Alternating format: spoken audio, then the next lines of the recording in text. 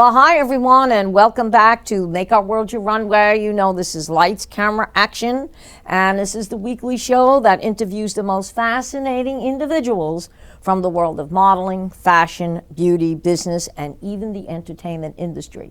And as I always tell you, we have a fabulous show again this week. We have a very, very special guest in the studio. And I never say that I'm nervous, but when I come across somebody like this that is got a lot going for them, I better be on my toes. But anyway, as always, we do want to thank the sponsors that make this weekly show so possible, and that is the Global Trade Chamber, 100 Successful Women in Business, Carlo Labizo Photography, Lux Salon, Queen Beauty Network, the Tower Club, Royal Dames, Vita Designs, and Casa Calabria. So sponsors, thank you so much for making this show possible. And we do want to tell our viewers to subscribe to the Global Trade Chamber YouTube channel so that you can see all the shows from Make Our World Your Runway and Success Stories. And I do highly recommend that you tune into Success Stories. This show features the most amazing women in the world of business and community service, from their humble beginnings to successful entrepreneurs. These women will totally inspire you. And get ready for some exciting conferences, speakers, and awards, as 100 Successful Women in Business and the Global Trade Chamber are going to come to a city near you. And that city is going to be Miami, Florida, and it's going to be at the DoubleTree Hotel and Convention Center, November 5th and 6th. So we're calling all successful women in business because it's time to shine a light on your achievements. So you can nominate yourself or a colleague for a chance to be honored at our special awards dinner gala in Miami, Florida at the DoubleTree Hotel and Convention Center. So let's come together to honor the impactful work of women in business and community service. Now remember, to claim the well-deserved award, you need to be present in Miami at the awards dinner gala to receive the award. So nominate yourself or a colleague for the 2025 Reception Award Gala. And at this event, there's also going to be networking, conferences, a business expo, fashion show, and of course, Make Our World Your Runway will be going there live. Now, for all the information, please visit the website at www.100swb.com for all the information. Now, I have to tell you this, these shows are free, but they are a complete sellout. I've been to every one of them, Pembroke Pines, England, you name it, Boca Raton. They sell out. Now, if you want to be an exhibitor and you also want to be a speaker, there may still be opportunities for you to do that. So once again, go to the website at www.100swb.com, and that day we are going to be doing a great ribbon cutting ceremony, something you do not want to miss. So we hope to see you at the DoubleTree Hotel in Miami, November 5th and 6th. And now, ladies and gentlemen, we are on to our show. So we've got a person in here today that's a dedicated advocate for children, families, and academic excellence. He's a proud graduate of Broward County Public Schools. He attended local elementary and middle schools and graduated from J.B. Taravella High School. He brings both professional expertise and personal passion to his role on the school board, where he works to promote high standards, strong parental involvement, and a student-first approach to education. He's also an accomplished attorney where he practices in business litigation and represents clients in a wide array of legal matters. So ladies and gentlemen, I don't want to give you too much about him because we're going to be discussing a lot of what he does, but please welcome Adam. Pronounce your last name. I don't want to mess it up. Cervera. Cervera. Adam, welcome to Make Our World Your Runway. Thank you, Angela. I appreciate you having me. I'm excited to be here. Oh my God, yes. And I always say, I'm never nervous about having a guest, but reading your bio and everything that you've done, okay? Oh my God. Well, I appreciate that. And I'm also very fortunate to be serving as the District 6 school board member in Broward County, representing Cooper City, Davie, Sunrise, Plantation, and Weston. So we got a pretty big district here in District 6, and it's really a fantastic opportunity to take all of the knowledge and the wealth of experience that I've accumulated over the years and do my best for our students and our parents. No, which is fantastic. And we were just talking about this before. You know, when I was in high school, and I have a photographic memory, okay, I would look at the board and pick it up. When Alice Cooper came out with that song, School's Out Forever, the teachers couldn't understand why was I singing this song when I was an A student, and I was head of the cheerleading squad, and I was getting them to do a dance to that.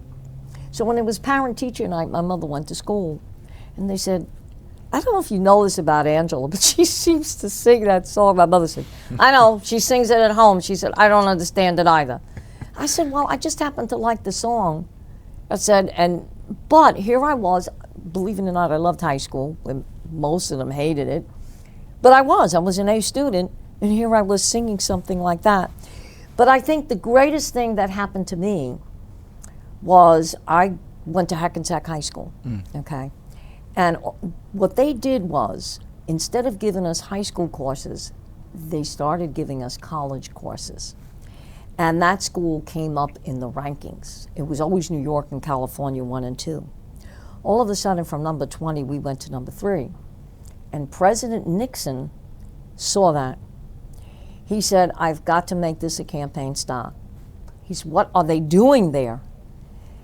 And he did. He came to the school, and I was in the a cappella choir, and they asked me to sing the national anthem. And I sang the national anthem for President Nixon. Fantastic. And what I loved about him, people could say what they want, we know all about that, but he was very much into education. He felt that what we were doing there, he said, he even said it in a speech that night, I'll never forget it, he says, this is the future of our country.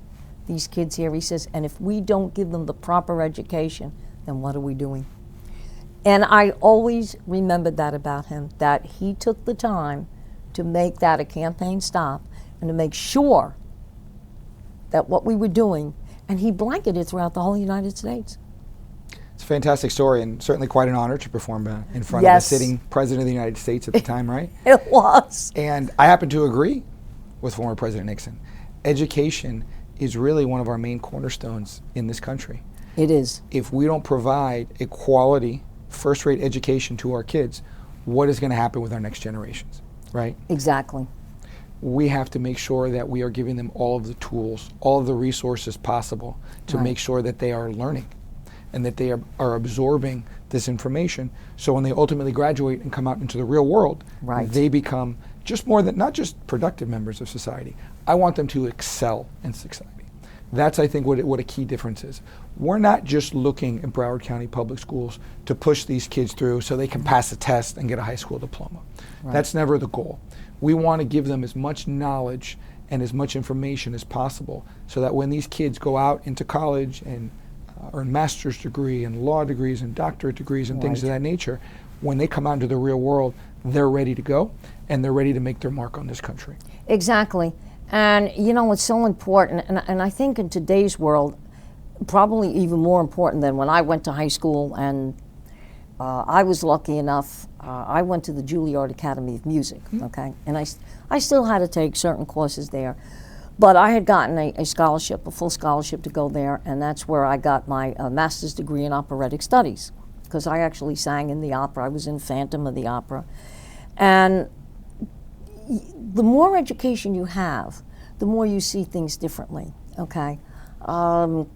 Just with the pageant that I have, I deal with women from around the world. And, you know, especially now, today is Diwali, with, you know, and I have people from India that compete. And I find that being educated, I'm able to even speak to people from overseas because their cultures are different, they think differently.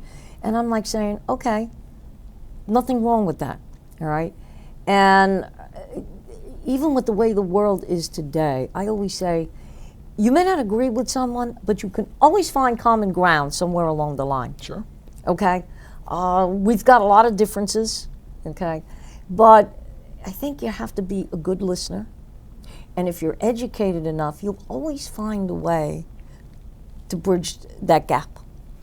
And that's not what's happening a lot in the world today. So I agree with you. The more these children are educated, they're going to be able to go out in the world. Like you said, these are future lawyers, future doctors, futures whatever.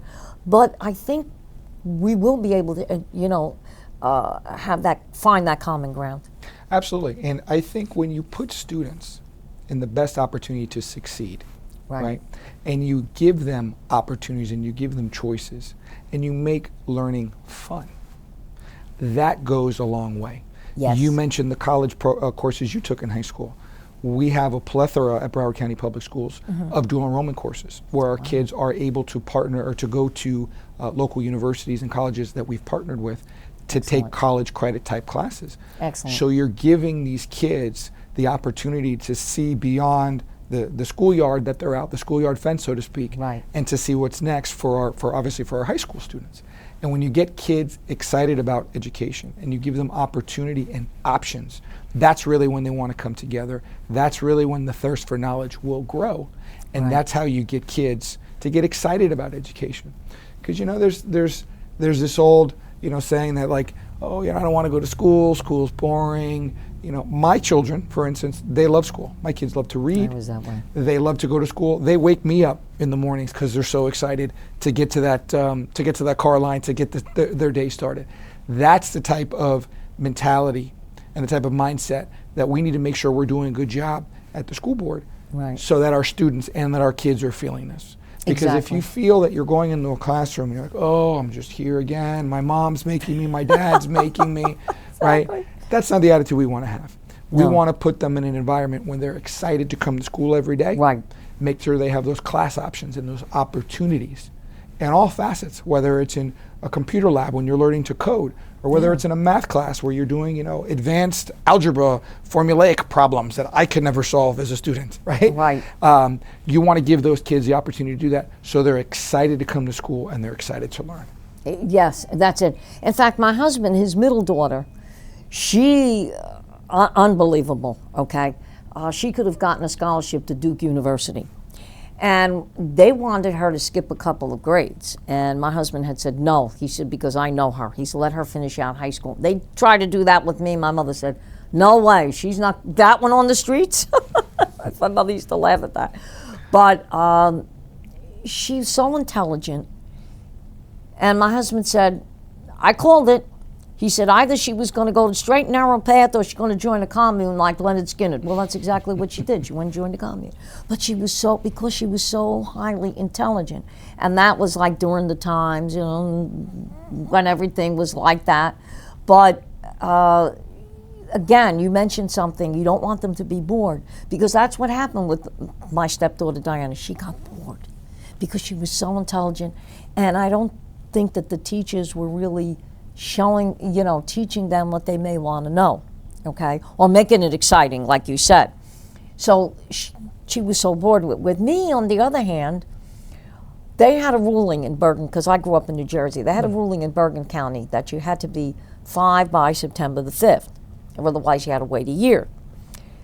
Well, my birthday was in November, so of course I was going to have to wait another year, but they told my mother, they said, look, we could have her tested at Rutgers University, see where she's at, because, they said, we'll have a professor there. They said, and if we feel she could go to school, we'll bring her in.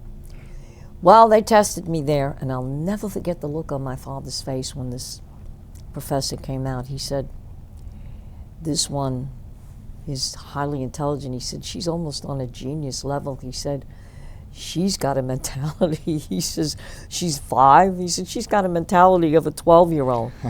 That's all my father had to hear. You want to talk about strict? Now I understand why they were keeping me hands down. Well, they still didn't let me go to school, even though I passed every grade you could think of. And I was almost 6 when I started. And maybe it was a good thing, because it was a little more mature going into kindergarten. But I'll never forget till this day, I could see the look on my father's face. That's fantastic. And rolling his eyes, too. But when he got very sick, I was about 17 years old, and my father took very ill. And one thing that I will remember, I was just talking to my cousin about this a week ago. My mother's brother, my 2 uncles, even my father's 2 brothers, they said, we do not care how sick your father is. You are not going to become a bum. You are not going to quit high school. We don't want to hear that.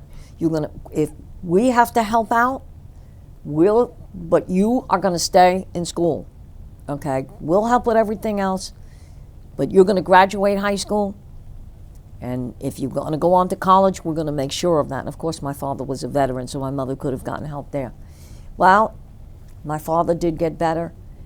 And the day I graduated high school, okay, and there was like, Hackensack High School was like 800 and some odd students that graduated. My father was so proud, and he smiled at me. And there were a few that still had to go to summer school. So they graduated, but when they opened up the pamphlet, the diploma wasn't there. I said, no, Dad. I said, my diploma's here, and I opened it up. He was so proud after being so sick, okay? And when they announced I got the scholarship that night, and that's all I think that was the greatest thing. And when my father came out of his coma, because I had to make a decision to whether perform that night, because I had people there from the college, and Hackensack High School was here. It was Hackensack Hospital, like we were saying. And I made the decision to go on, to sing. And when my father came out of his coma, his first words, he said to my mother, "Did she sing?" And my mother said, "Yes." He grabbed my hand and he said, "That's my girl." And that was it. That's fantastic. So sometimes, even at that age, I was 17, and that was the hardest decision. But I think because the teachers that I had, they knew, and they stood behind me, and the family life that I had, I was able to make that kind of a decision. So I totally agree with you about education and just loving children altogether. I mean, I'm probably the biggest sap for little kids, you know. The other day I was in Publix, and this woman was buying groceries, and evidently the bill was over what she could afford, and she was giving the cookies back. I said, no. I told the gentleman there, they all know me in Publix, I said, put it on my tab. I said, because I know there's hard times. I said, but I don't want to see these children cry. I said, that's something I never had to go through.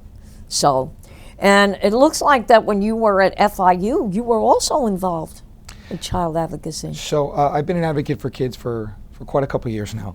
I was fortunate enough to go to Florida International University to get my law degree. Wow. And I also picked up a wife along the way, so it was that was good. It was a good transaction. It was a good couple of years there. Yes, we've been happily married, 3 children, and you know, I always wanted to try to do something with children. Right. It was always very important to me. So I was fortunate enough to be placed in a clinical program with Professor Pinckney, and she started basically a 2-pronged clinical program. I worked in both of them. I was fortunate to work in both of them. The first one, we were actually assigned 2 students, generally in Title I type schools, and we were assigned to be the student's advocate. So we would help them with their IEPs. We would help them with their placement. We would go to the schools with the kids and help them to negotiate with the principals and make sure they were getting all the accommodations they needed and that they were properly being taken care of. Because what you would see, Angela, a lot is, let's say you had a kid who was suffering from a disability, whether it was a speech impediment or autism, what have you. They were being placed, a lot of times the kids I worked with, in classes where they were not getting the proper help, or they were not set up with that aid or that other individual in the classroom to help them. Right. So you were in a class with 20, 25 kids. The teacher, may have been doing a great job, but listen, let's be honest, if you've got 25 students in there, you're not going to get that one-on-one for that child. No, you won't. The child's going to get frustrated. He's going to stop paying attention. He's not going to be engaged. And as a result, the grades are going to drop. So we would have those types of students come to their clinical programs, which, by the way, we did all this work for free, completely voluntary. Wow. And we would help advocate for these kids at their schools and get them placement, get them the proper aids that they need, get them the proper school settings that they need, make sure the principal knew that they had an advocate fighting for them to make sure that they were going to be put in a setting where they were going to succeed. So that was a tremendous opportunity that I had within law school. And here I am, this relatively still young at that point, 22, 23-year-old, going through law school and having this real world experience about how, hey, this is how you can grow up. And this is a role you can do as an advocate to help our kids and make sure that they're getting the best opportunities that are available to them in our public school systems. I was also fortunate enough to be placed with the public defender's office. Within Excellent. that clinical program, I was assigned to the juvenile court, which is obviously all children. Right. And I was what they used to call it back in the day. They used to call it a CLI, or a certified legal intern. Right. So what that meant is, as long as you were working directly under a public defender at the time, you basically had the role as like a junior attorney. So I was assigned a caseload, and I had, over the course of the clinical program, we were there for about a year, I believe. I had over 20 plus cases that I handled for these kids, and helped them either negotiate plea deals, or even there were some cases that went to trial, and we got a couple acquittals, I was proud to say. Great. And really just help these kids get back on the right path, right? Because the majority of the kids who are 10, 11 years old, who are committing the types of crimes that I was dealing with, these misdemeanor crimes, they didn't deserve to have that scarlet letter on their record growing up because they stole a Slurpee from 7-Eleven, and they just so happened to get arrested. Now, obviously, because I was in the CLI role, I wasn't handling any felonies or serious crimes. Everything that I was doing was misdemeanor. Right. So it was important for the kids to see that somebody had their back, and somebody was willing to go to bat for them, help them get back on track. I got calls from parents and emails from parents, Angela, years after I left that, thanking them, saying, little Johnny is doing this, this, and this now. He recently graduated from community college. This one's over here. This one's doing this. He's got a great job. So it was very, very, very a rewarding experience, knowing that we were able to go to bat for these kids and to help them. I would ultimately graduate from law school and move out into the real world, and have been a civil litigator since, but my advocacy hasn't stopped. I've been involved in numerous organizations. I was a regional board director for Read to a Child, which is a national 501c company that places their volunteer readers in basically like Title I schools. So schools that are mostly filled with students below the socioeconomic norms, whose parents maybe work 3 or 4 jobs, whose parents are maybe on food stamps or maybe on welfare assistance. And I would go into those schools once a week, and we would go to the library and we would read to the kids. Unfortunately, when COVID hit, it threw a little bit of a wrench, but I was very proud to work with that organization, both as a regional board member and as a volunteer reader.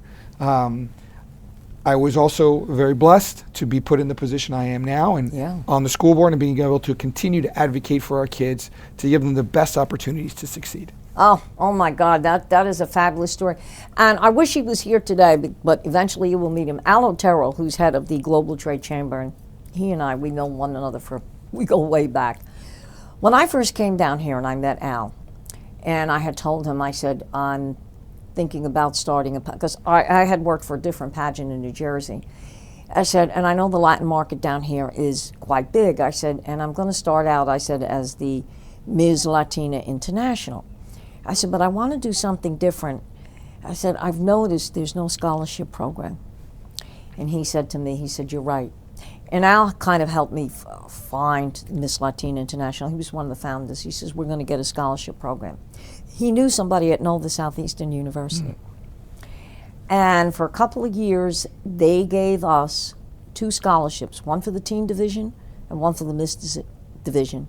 $40,000 a piece. It was $10,000 a year for 4 years. That was $80,000. One of my girls finished her law degree there because Nova is a private school. Sure. And that really put us on the map because we had a scholarship program. And that's something I want to bring back. From that, we got so big that I had women that said to me, I'm not Latin, but how can I get involved? And that's when we started Ms. International World, because now we've got the world that can come in on this. We still have the Latin division, but that was probably what put me on the map in this area, was the fact that I had a scholarship program, okay? And in 2005, when we did it at the Hard Rock Hotel, oh my God, we had every major Latin celebrity you could think of there, okay? We had Tito Puente Jr., we had Ray Ruiz perform for us. Eduardo Llanes, who was big on the telenovelas, he was our host. We even had Cynthia Oliveira, who was the first runner-up in Miss Universe. She was our hostess. The place was packed, and it was all due to the fact that we had that scholarship program because people felt we were doing something in the community. I just got a beautiful email today from a girl who's Latin, and she said, I love what your organization does. She said, I want to be part of your 2026 event. That's great. That made me feel good because now I know that we are out there doing something, okay? And just the fact that working with Kelly from the Tower Club, and we ran it was a contest, it was called the People's Choice Awards. And that's through Pageant Planet, which is a company that I deal with. We were able to give the World Dames $3,700 towards cancer research. All the girls, it was $1 a vote. Okay, Kelly raised the most money. It was $1 a vote, but I said, this is going to go to the World Dames. So Kelly raised the most money. She got the People's Choice Awards, okay? And one of the things I was most proud of is that because it was in Fort Lauderdale, Mayor Trentalis recognized us, but he made sure we got the proclamation. That's great. Yeah, and that was, to me, that was really something. I said, and that's what made me think, it doesn't matter what side you're on, but that when you're recognized, and people do recognize you, there's that common ground, okay? And that, I always believed in that. I said, no matter what difference of opinion we could have, there's always something that we can come together, okay, and find and make it work.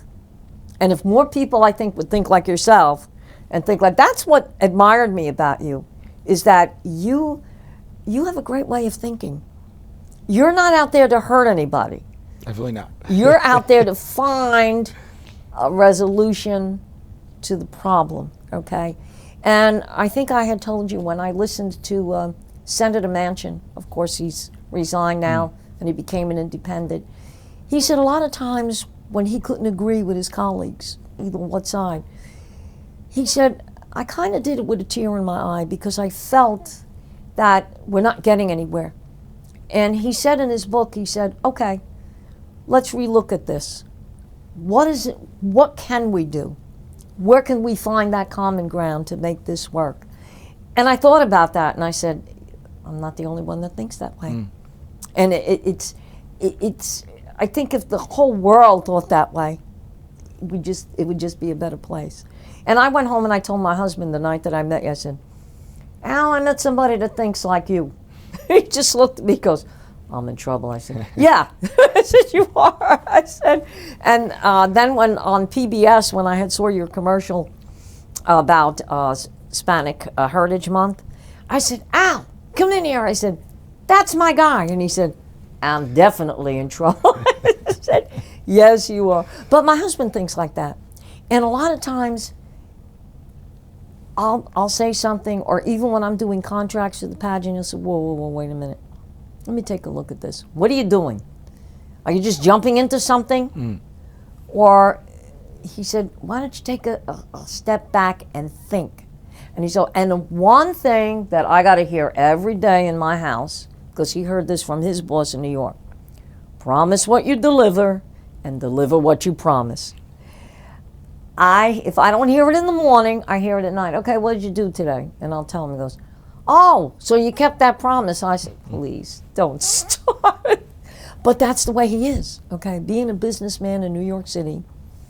And he said to me, you know the accounts I had? He said, some of them were very hard pressed. He said, but I never went in there promising something that I knew I couldn't do.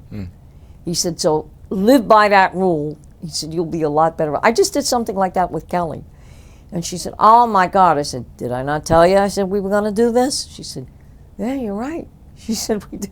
But Kelly's another great one because she'll say, all right, what are we doing this week? Who you got on the roster? Let's go out and see them. So I like that because, you know, sometimes you can get, I'll do so much that sometimes I might sit back and then I've got somebody that says, hey, get out there, let's do this, let's do something better. And just the fact that, you know, Al Otero with the scholarship program. And that's something I really want to bring back because I think if we can give them a scholarship program, and it may not be an entire scholarship, but if it's something that they can go get an education, that's the most important. Absolutely, and kudos to Nova, to NSU for Yes. that initiative what they were able to do for your pageant participants. And you know, sometimes, Angela, it's just that little extra thing that will drive someone who maybe wasn't going to be able to go to Nova, Right. or maybe someone that was having second thoughts about going to college. Right. And here, this wonderful opportunity opens up thanks to this generosity, and it would open a door for them that maybe, you know, they didn't think they'd ever be able to walk through that door before. Exactly. So that's a great thing. Also, what you do in your pageants for women empowerment and giving these girls a platform, I think, is just tremendous. Phenomenal work by you. And I'm so glad to see that a lot of these girls will take advantage of opportunities like that. And Yes. hopefully you can partner with 10 more universities to be able to have those scholarship type of my goal. opportunities come up. And I will tell you, Nova and NSU does great work with the district. We have partnerships Yes. with NSU. We're proud to partner with them, and I'm very proud of that university and the things that they do, both at the undergraduate and the graduate. And they have a great law school there. Yes, they do. I've visited the law school before. Great law school there. So that's certainly a good partnership to have. And I wish you the best of luck and hope you can continue with that. Thank you. And you know what, Angela, you made a good point, or I guess you were just kind of regurgitating what your husband said about delivering on promises. Yes. Because that's important. And it's important in the business world, it's important in education, and it's important in politics. Yeah. right? Oh, very. Because if you are promising things and not delivering them, what are you really doing? You're just basically a talking head. right? Exactly. You've got to Exactly. come through on the things that you promise. I can tell you on my platform and what's important to me, parental rights in their children's education. Right. I made a promise to every single parent the day I made that oath that I will always make sure that they are involved in all aspects of their children's education. I love it. That is of the utmost importance to me. And quite frankly, it's really a no-brainer, It is. right? You don't basically waive your right to be a parent just because you send your kids to school. Right. While we love our teachers and we appreciate all the hard work and everything that our teachers do for the students, the teachers do not replace mom. Teachers do not replace dad. So our parents need to have opportunities, and it's one of my biggest goals is to make sure that they are involved in all aspects of that child's education from pre-K all the way up through 12th grade. Because if the parents are not involved in the education, That's it. statistics will continually show you that child is already behind the 8 ball. Exactly. Right. I agree with that. So yeah. we have to make sure that we give our parents every opportunity in every aspect to be involved in all aspect of their child's education. I also got to tell you, Angela, it's a little bit of a hot topic here in Broward County, but we've got to get our fiscal responsibility under control here. Yes, I've There's heard a that. lot of money that's being spent at all levels of government, especially with our school board. I've heard that. Yeah, And it's we got to be need under to control. make sure, and one of my top priorities as well is we need to make sure that every dollar of the taxpayers' money that is being spent within the district, we have transparency and it's fully accounted for. Exactly. Because you know what? At the end of the day, guess what? That's not my money. That's your money. It's my money. Those are the taxpayers' dollars. Exactly, exactly. See, we think alike. But anyway, Max told me we only have a few more minutes left. So I'm so glad that you said all of that because I agree 100% with what you're saying. But anyway, I want to thank you for taking time out of your very busy schedule course. to be here with us today. I knew this was going to be a great show. Okay. And I do want to tell our viewers out there to really tune in Thursday evening because this is absolutely a great show. I learned a lot of things that I didn't know. So once again, ladies and gentlemen, we want to thank you for tuning in to Make Our World Your Runway. And as always, you know, we'll be back next week with another great show and, of course, a lot of different opportunities. So thank you so much. We hope everyone has a great week.